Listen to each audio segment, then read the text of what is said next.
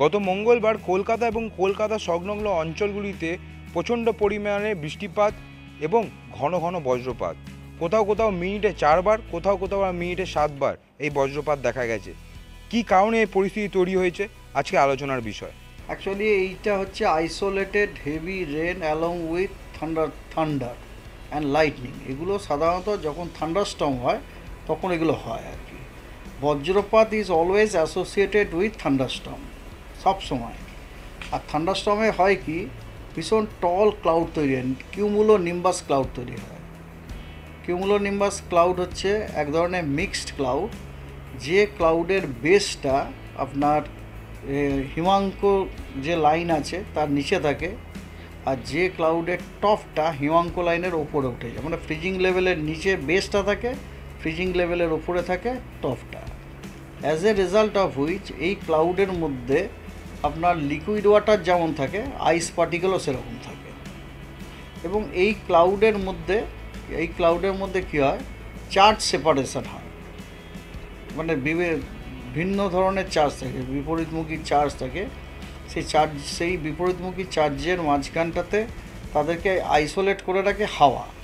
কিন্তু ওখানে যদি হাওয়ার পরিমাণ ধীরে ধীরে ধীরে ধীরে কমে যায়, ইনসুলেট করে রাখে আর কি। ইনসুলেটার যেমন থাকে না, যেই ইনসুলেটারটা যখন খুব কমে যায় তখন এই বিপরীতমুখী দুই চার্জের মধ্যে ডিসচার্জ শুরু হয়, তখন আমরা থান্ডারটা দেখতে পাই আর কি। তো এটা হচ্ছে কি, ভালো রকম যদি থান্ডারস্টর্ম ডেভেলপ হয় তখন আমরা এই জিনিসগুলো দেখতে পাই আর কি। এবং রেনও পাই। ওখানে কী হচ্ছে বলে, জল থাকে, বরফ টরফ অনেক কিছুই থাকতে পারে। এমন এত একটা ভারী জিনিস পড়ে ওটা, এবং ভেরি স্ট্রং উইন্ড থাকে এবং সেটা দূরে চলে। এবং এই ডাউন ড্রাফট যত স্ট্রং হবে, হাওয়ার গতিও তত স্ট্রং হবে আর কি। মাটির সংলগ্ন যে হাওয়া, that should be very warm, hot. আচ্ছা, তারপরে কি, যে ওই হাওয়াটাকে তোলার জন্য একদম নিচে থেকে অ্যাটলিস্ট কিছু দূর পর্যন্ত তোলার জন্য একটা কোনো লিফটিং মেকানিজম থাকতে হবে। আমরা সেটাকে বলি ট্রিগার।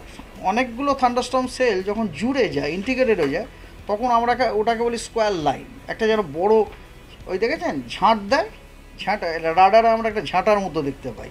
আমাদের মিনিস্ট্রি অফ আর্থ সায়েন্স তাদের যে সমস্ত সিস্টার কনসার্ন আছে তাদের সকলের সহযোগিতাতে একটা মোবাইল অ্যাপ বানিয়েছে। সেই মোবাইল অ্যাপটার নামটা হচ্ছে আপনার দামিনী অ্যাপ।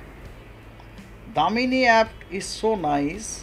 আপনি আপনার স্মার্টফোনে যদি ওই দামিনী অ্যাপটা করা থাকে, লোড করা থাকে, তাহলে আপনি যেখানে দাঁড়িয়ে আছেন তার 40 কিলোমিটারের রেডিয়াসের মধ্যে যদি বজ্রবিদ্যুৎ হওয়ার থাকে, আপনাকে কিন্তু সিগন্যাল দিতে শুরু করে দেবে।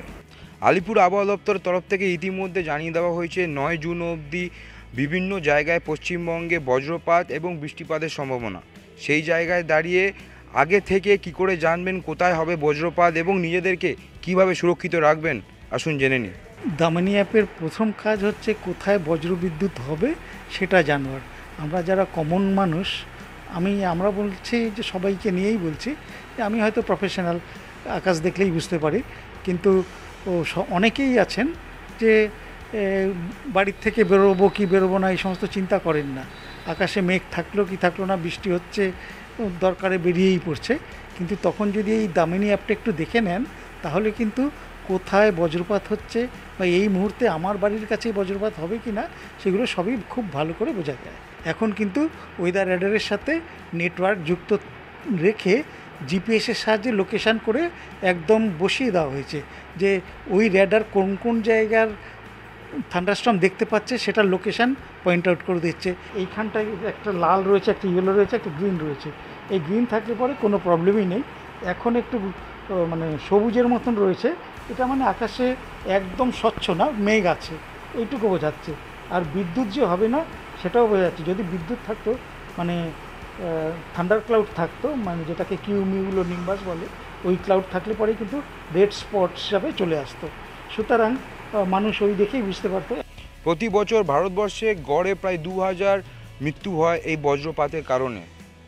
দামিনী অ্যাপ ব্যবহার করলে আপনারা আগে থেকেই জানতে পারবেন কোথায় হবে এই বজ্রপাত, কিন্তু অন রাখতে হবে ফোনের জিপিএস। ক্যামেরায় চিরঞ্জিতের সাথে দেবপম পাল, দেখতে থাকুন এস নিউজ।